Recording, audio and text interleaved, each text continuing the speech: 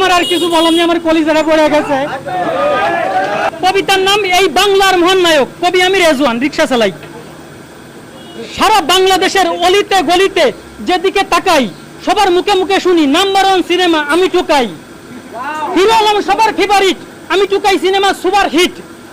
সবাই আসছে ছুটে দলে দলে, দেখছে ছবি সিনেমা হলে, সপরিবারে দেখার মতো ছবি, সবার হৃদয়ে নেই দেয় নাড়া।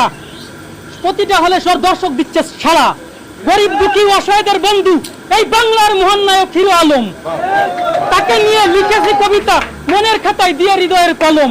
এই কবিতা কখনো যাবে না মুছে, থাকবে আজীবনের জন্য। তার সাথে সাক্ষাৎ হলে আমার জীবন হবে ধন্য। তাকে রেখেছি আমি এই অন্তরের পর্বত চূড়ায়, তাকে দেখলে এক নজর আমার কলিজা যাবে জুড়াই। তিনি উত্তরবঙ্গের কৃতি সন্তান, বাড়ি বগুড়াই।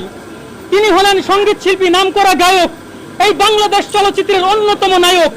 তিনি অভিনয় করেন প্রেম ঘটিত, রোমান্টিক এবং বেদনাদায়ক। গরিব দুঃখী অসহায়দের জন্য কাঁদে তার প্রাণ, তাদের বিপদে ছুটে গিয়ে দুহাতে দেন ত্রাণ। সর্ব জায়গায় ছড়িয়ে আছে তার যশ খ্যাতি মান, মহান আল্লাহ তাআলা তাকে করুক দীর্ঘ নেক হায়াত দান। সর্বদাই লেগে আছে সেবা।